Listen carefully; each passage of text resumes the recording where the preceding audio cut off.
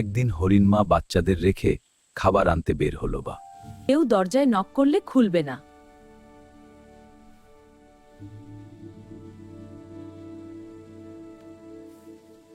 আমি এলে এই গানটা গাই। ও আমার হরিণ বাচ্চারা কান পেতে শোনো, কানুমা গা মত সব। এই 2 লাইন গান শিখে নাও, ফিরে এসে আরো গাই। এক দুষ্ট বাঘ সব কথা লুকিয়ে শুনে ফেলল।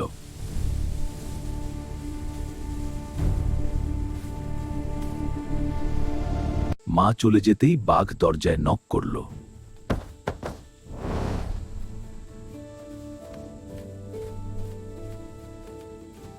ব্যাগ গান গাইতে লাগলো, কিন্তু তার কণ্ঠ ছিল বেসুরো।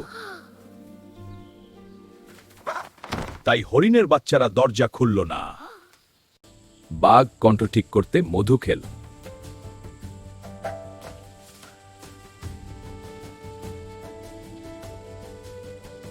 আবার এসে সুন্দর গলায় গান গাইল ব্যাগটা।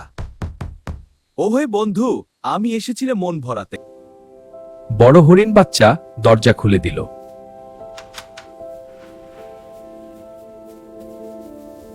বাঘ সবাইকে ধরে নিয়ে গেল।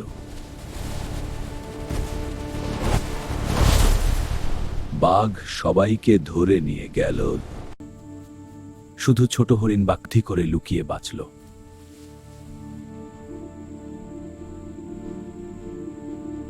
মা এসে সব শুনে একটা বুদ্ধি করে কিভাবে বাঘকে ফাঁকি দিয়ে তার সব বাচ্চাদের উদ্ধার করা যায়।